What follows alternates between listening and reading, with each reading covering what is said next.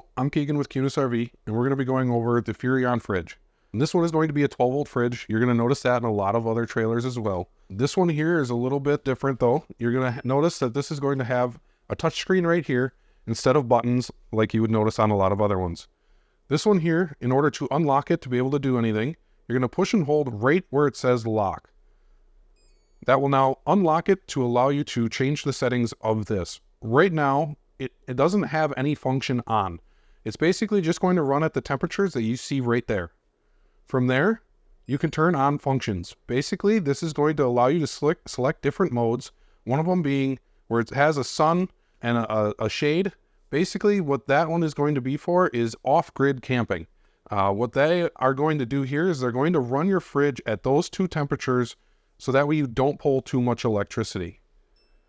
From there, there's going to be another couple modes. One is going to be your fridge.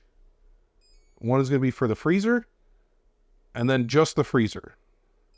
What that is doing is it's basically turning it so that way they are on super cooling. So this is going to be generally used when you're going to have plug-in power from your shore power, allowing you to run this at the maximum temp cooling. So you'll actually notice right up here, 32 and -10. So that's going to be super cooling. That's going to keep it as cold as possible inside of that fridge, which, like I said, would be recommended to use when you're plugged into shore power so you don't drain down your battery. So this is another variation of a 12-volt refrigerator. A more basic one that you'll see. Right here is just going to be the on and off for it. All you're doing is looking at that little piece right there. And right now we're pointing to off. In order to turn this on, all you're going to do is rotate that, and that will kick it in. As you can see right here, there's the off grid. This is where, again, they're going to recommend where you're going to be whenever you're not plugged into shore power. That way you aren't pulling too much power. The higher you go, the colder it will get.